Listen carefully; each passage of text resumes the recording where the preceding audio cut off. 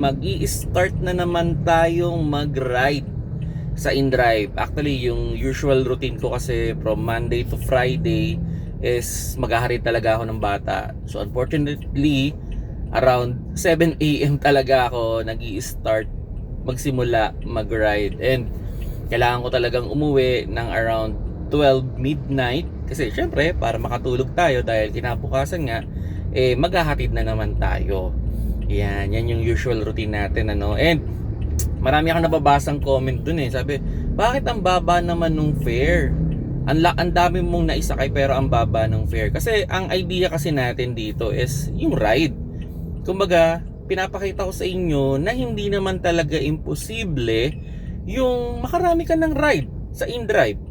At ipinapakita ko lang din sa inyo na yung ganda ng sistema niya, no? Like, yun nga, for example, yung pinakita ko is nandun lang ako sa Pasay area.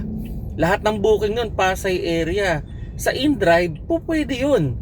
At ito wala akong kinancel dun kahit isa.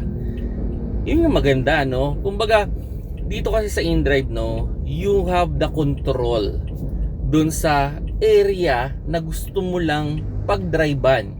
So syempre pag nandun ka lang sa area na kabisado mo o gusto mo, kahit hindi ganun kalaki yung pamasahe, okay lang. Kasi komportable ka, 'di ba? Masaya ka. Alam mo yung diskarte. Alam mo yung kalakaran doon. Magkaroon ng emergency, alam mo kung saan pupunta. Oh, yun nga, sabi parang delikado naman 'yan. Hindi nga delikado mas safe nga.